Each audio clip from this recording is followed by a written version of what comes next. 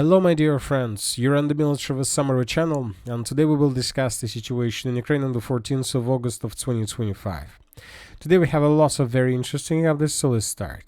So today is already a Thursday, which means that tomorrow is Friday of the 15th of August of 2025, which means that tomorrow the most important, probably the most interesting meeting of the 21st century is going to take place on the territory of Alaska. I would like to remind you that tomorrow, President of the Russian Federation and his team will meet with the President of the United States of America and his team. And most likely, and according to information we have, they're going to talk a lot about Ukraine and about a peaceful settlement of the conflict. So the Russians this morning published information about their team. Russian Federation will be represented, of course, by the President of the Russian Federation itself, Defense Minister Andrei Belosov, Finance Minister Anton Selivanov. Furthermore, this team will be represented with Special Representative Kirill Dmitriev, who is in charge of delegation of the Russian side in talks with Ukraine on the territory of Istanbul. So, very powerful delegation is flying to the territory of Alaska, and of course, don't forget about the Foreign Minister of Russia, Sergei Lavrov. The United States of America, a few hours later, published information about their delegation. So let's discuss this delegation details. It has become known who will represent the U.S. delegation at the talks with Russia and Alaska. It consists of U.S. President Donald Trump, U.S. Vice President J.D. Vance, U.S. Secretary of State Marco Rubio, Special Envoy Steve Witkoff, Treasury Secretary Scott Bessent. So, very important, very powerful delegation from the United States of America as well. But I'm not sure whether it's important or not, but I noted very interesting difference between these two delegations. For example, the Russian side will be represented by both President of the Russian Federation and the Minister of Defense. So, when talking about the United States of America, we're not going to see, I'm going to see probably any military person in this delegation. So there are going to be no Secretary of Defense of the United States of America, and we are talking about Pete Hegseth. So he's not going to join tomorrow this meeting, which is very, very interesting. So it seems that this meeting should be like mirroring each other, so two delegations should be represented at the same level, but for some reason the Russians are taking their Minister of Defense and the United States of America are not going to do this. So tomorrow the parties are going to talk about Ukraine and how to resolve the conflict. Zelensky yesterday published his own ultimatum or his thinkings or his wishful thinkings about this meeting, and he said that Ukraine will not accept any concessions on borders, no withdrawal from Donbass, security guarantees passed to NATO and European Union, sustained military Western aid, no forced demilitarization, Russian repatriations, and according to information we have, Zelensky wants to get $1 trillion, a return of abducted children and prisoners of war, and of course no sanctions rely for Russia. So Zelensky insists that the Western countries should continue or even intensify their pressure on the Russian Federation, but when talking about the United States of America, we see that they have completely different position. Obviously, tomorrow is going to be a very interesting day. During the previous 24 hours, the Ukrainians made lots of attempts to ruin the negotiation process. Lots of videos were published from the city of Belgorod. For example, in this video, we can see the consequences of another attack. The Ukrainians attacked the city of Belgorod with drones, lots of losses, casualties among civilians. Furthermore, we have additional videos of how Ukrainians were attacking different towns and settlements with the drones. Lots of buildings were damaged, lots of probably facilities and so on. So as we see, Ukrainians are trying to ruin the process, but we see that at the same time the Russians control the situation. Now let's discuss the situation on the ground. During the previous 24 hours, we got a lot of very interesting updates. And first, let's talk about the South Donetsk direction. We haven't been talking a lot about this area for the previous several weeks. Our focus was mainly concentrated on the Pakroskimmer direction, and sources were talking just about this. And today, the Russians of the group of forces surprised us. Today, they published this video.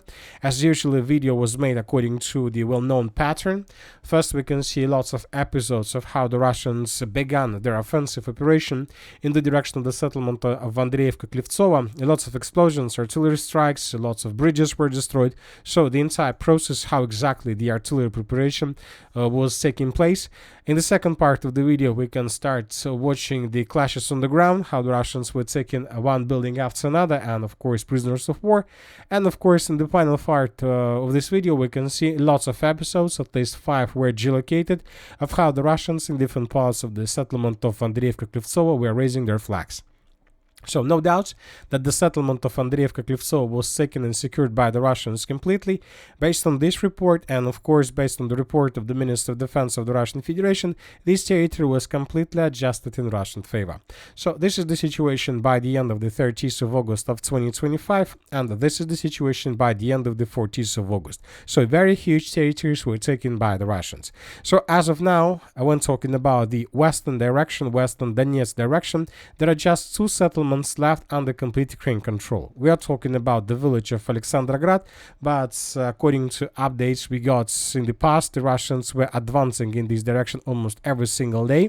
And we have the village of Kamyshovaha. The Russians also managed to shorten the distance to this village to minimal value, which means that most likely in coming days or in coming weeks the Russians will try to attack both settlements, and they will try to establish complete control over at least the western part of the Donetsk region.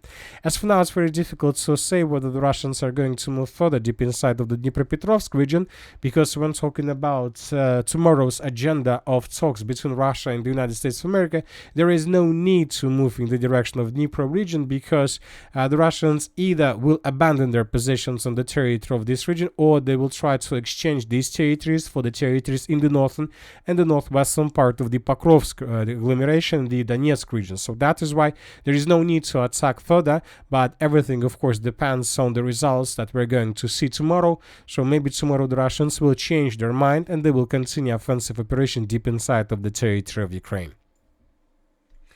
Now let's talk about the Pakrovsk agglomeration. During the previous 24 hours, we got lots of updates, and most of them concerned the situation around the area where the Russians managed to achieve significant breakthrough.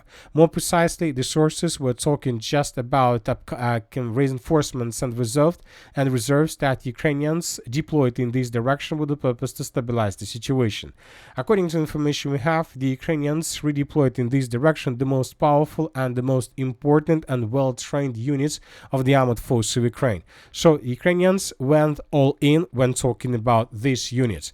Ukrainians are trying to stabilize the situation, and telling the truth, today, the 14th of August of 2025, is the second day in a row when we don't see any changes on the ground when talking about outer, let's say, circle outer line of the Russian breakthrough. So no changes, and this can mean that Ukrainians probably managed to stabilize the situation. As of now, it's very early to make any decisions, any conclusions about the situation, but obviously something is changing. Maybe the Russians are trying to be more careful because they understand that now it's not the good time to lose soldiers and to lose positions. Maybe it's time to dig in deeper and to save control over territories they managed to take under. Furthermore, the Russians currently are focused on main issues that they are facing right now. So as for the 14th of August of 2025, the Russians had just two problems in this direction. The first problem is the settlement of Kucherev Yar. The Ukrainians under complete were caught in Colon by the Russians probably 3 or 4 days ago, and as you can see, the Ukrainians are still holding their lines. They are not falling back, they're fighting with the Russians, and we see that Ukrainians show fierce resistance, which means that Ukrainians are not going to leave these territories and are not going to give these territories under complete Russian control. At the same time, the Russians understand that this is very important village, Kucherev Yar, which is located along main lines in the area of breakthrough. The Russians need to get this road under complete control. This will improve Russian logistics, and this will allow the Russians to move further. And obviously, this will allow the Russians to repel more successfully, more efficient Ukraine possible counterattacks, which, according to information already, have already started. During the previous 24 hours, according to information we have, the Ukrainians began counterattacks, small counterattacks in different directions, with the purpose to stop Russian progress, to destroy as many as possible of Russian sabotage and reconnaissance group, and to probably restore communication with different pockets of resistance that were abandoned by the Ukrainians or left by the Ukrainians during the withdrawing process and during the breakthrough process. So this is the situation in this area. The second issue that the Russians are facing right now is the settlements of Vladimirovka, Shakhova, Sofiivka, and Toretskaya. Let's say, the Russians are attacking this territory from the west. The Russians are trying to improve their positions from the southwest, and the Russians are trying to outflank these settlements from the east and from the southeast. This is very important villages. Ukrainians have possibilities to use this territory for concentration of additional units, and with the purpose to probably carry out or to prepare counter-offensive operation with the purpose to cut completely this pocket. So the next several days, today, tomorrow, or the end of the day after tomorrow, are going to be very important, decisive days, both for the Russians and for the Ukrainians. But the most important thing that I would like to point to your attention, that currently the Russians are fighting in this area with their regular army, maybe more better prepared according to this plan of offensive operation, but the Ukrainians are using their special units. They're probably golden units, so they're rock stars of the armed forces of Ukraine. Those units and those brigades that Ukraine most likely and Zelensky himself were planned to use maybe to defend the city of Kiev if everything goes very bad. But now Zelensky are forced to use these units in the area of Pakrosk. He loses the best soldiers of the armed forces of Ukraine. At least this is exactly the information that we can get from the open source. As for the city of Pakrovsk and the Pakrovsk agglomeration, the Russians continue their offensive operation, and today several very reliable pro-Russian resources made very interesting, statement. According to information we have, the armed force of the Russian Federation managed to break through completely Ukrainian defense in the central part of the city of Pakrovsk and to get the bridge TO5 along TO5-15 road. This is the street of Shaseina, and according to information we have, the Russians managed to cross this, let's say, bridge to take under complete control of these railways and to cut completely the southeastern part of the city of Pakrovsk from supply and support. So, as for now, we don't have 100% proofs of this update. Once again, just a report from very reliable source. But if this information is correct, if this information is true, this means that Ukrainians in the southeastern part of the city of Pakrovsk were caught in cauldron without any chances for normal evacuation, supply and support of their contingent on the territory of the city. So this is very important piece of news. We are waiting for additional updates on the ground, on maps of different mappers, maybe some geolocations or another report of the Minister of Defense of the Russian Federation. Once again, if this information is correct, then this is probably the beginning of collapse of the entire city of Pakrovsk without even additional progress on the ground in the direction of Dobropolye. Now the Ukrainians are more focused to stop this breakthrough rather than securing or stabilizing situation in the city of Pakrovsk itself. Now let's move further and let's discuss the situation in the Constantinovka direction where the Russians continue their offensive operation. During the previous 24 hours, the Russians shown significant progress on the ground. At least this information was stated and provided us by the Minister of Defense of the Russian Federation. The Russians told us that as a result of clashes, as a result of decisive actions of the group of forces south, the Russians, the armed force of the Russian Federation, managed to establish complete control over the settlement of Sherbinovka. Based on this report, we have adjusted the map and we have colored the northern and the central part of the village under complete Russian control. So as we can see, currently the Ukrainians control just one village to the southwest and the southeast of the Kliban-Byksky water reservoir. In this pocket is the village of Kliban-Byk itself. So this is the final village, but since the beginning of June or July, the Russians almost reduced the village till ruins, so there are not so many places where the Ukrainians can hide and can get another shelter. So we believe that this means that these coming days, in 2, 3 or 5 or 4 days, the Ukrainians will abandon their positions there completely, and the Russians will secure everything to the south of Kliban-Byk water reservoir, and the Russians will begin offensive operation further in the northwestern direction towards the settlements of Nilipovka and Plishevka. And these two villages are very important because when talking about Kliban-Byk, Katerinovka or any other settlement in this direction, this is a separate settlement that is located in the fields between tree lines and so on. When talking about Nilipovka, Pleshivka, these are the first villages that has connection with the city of Konstantinovka without gaps. So we see that this is basically the beginning of the village, and then we can see just buildings, facilities, constructions, buildings, facilities, constructions, and then we can see the city of Konstantinovka. Which means that if Russians enter the settlement of Nilipovka, we can say that this can mean the beginning of the battle for the city of Sel. So it's already some kind of agglomeration without gaps and without distances between one settlement and another. Now let's move further. Very interesting progress on the ground was recorded to the northwest of the city of Chasiv Yar. The neutral mappers, or no, more precisely, the pro-Ukrainian resources reported that the Russians improved their position significantly and that the Russians managed to shorten the distance to the settlement of Verolubovka. So it seems that the Russians are planning to advance further along the railways in the direction of the settlements of Popasne, Bezimyanne, Kalina, Klinova, and so on. This is very important progress on the ground, and probably this offensive and this change of the map reveals possible Russian plans. You know that currently the most important city in the entire, let's say, Donbas arc operation or Donbas offensive operation is the most important settlement is the settlement or the city of Drushkovka, because this city is located on the intersection of supply lines between different agglomerations and different parts of Ukrainian defense. So that is why the Russians understand that if they are able to establish complete FPV drone control over the territory, this will mean that the Russians will ruin Ukrainian logistics completely. That is why the Russians, it's better to get as close as possible to the central part of the city, which means that the Russians, first of all, need to take under complete control railways. These railways and these three lines, which obviously from this side also can serve as very strong positions and very reliable, let's say, stronghold and defense line if Ukrainians decide to counterattack Russians. So the next stage, we expect that the Russians may try to take these territory under complete control, so some kind of another breakthrough with the purpose to establish complete FPV drone control over this territory between the city of Kramatorsk, the city of Drushkovka, and the city of Konstantinovka from these positions.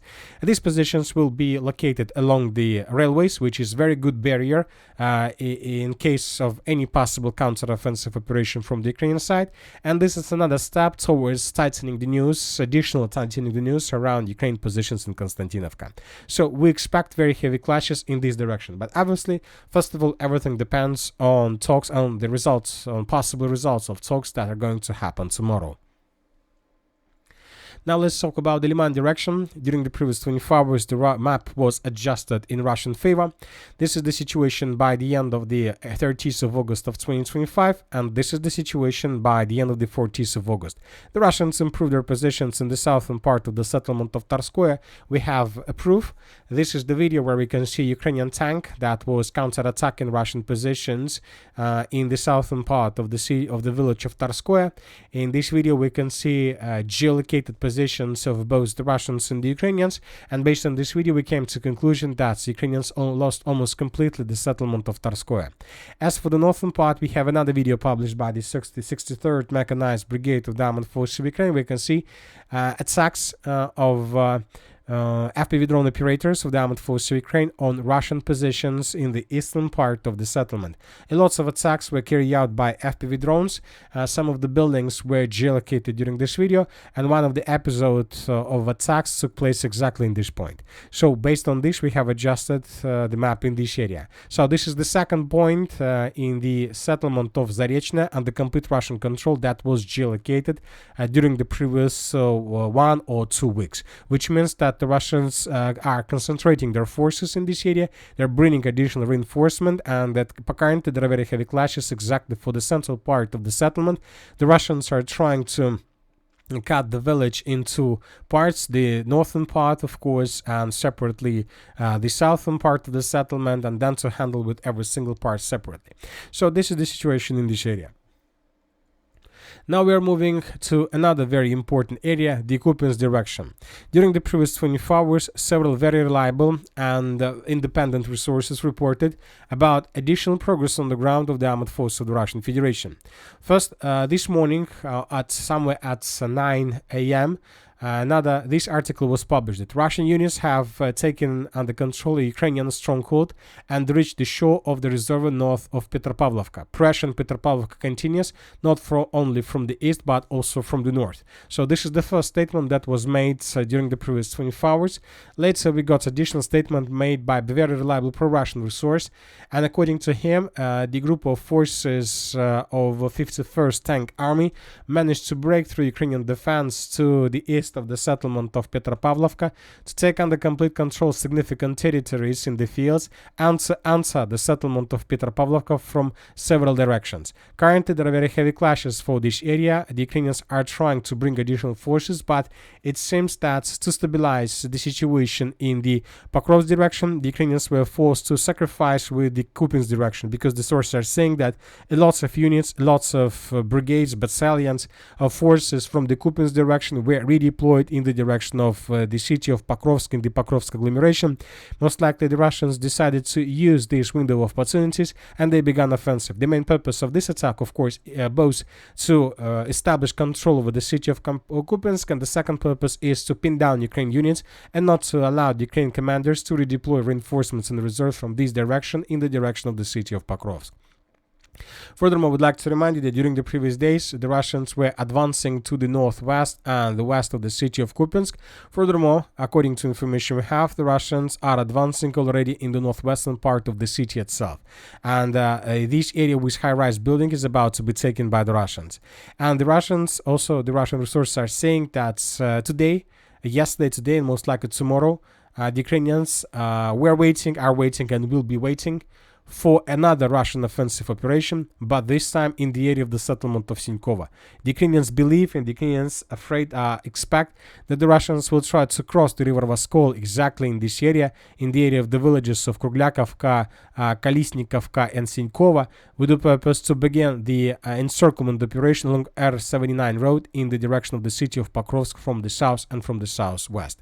If Russians are able to cross the river Voskol, then Ukrainians will be forced to make this decision, either to leave the Pakrovsk agglomeration or the city of Kupyansk, the loss of the city of Kupyansk can lead to unpredictable consequences, including major Russian breakthrough and offensive operation in the direction of the city of Kharkiv. So Ukrainians, it's a very interesting and a turning point of the special military operation, when they're going to have to make decisions what kind of territories to try to save and what kind of territories they would be forced to give in Russia's hands. Otherwise, they will suffer much more bigger problems. And that's it for today. Military of a Summary channel reminds we condemn any violence in the world. Thank you for your watching. Subscribe to my channel, put your likes, join my Patreon, and have a good day. Bye bye.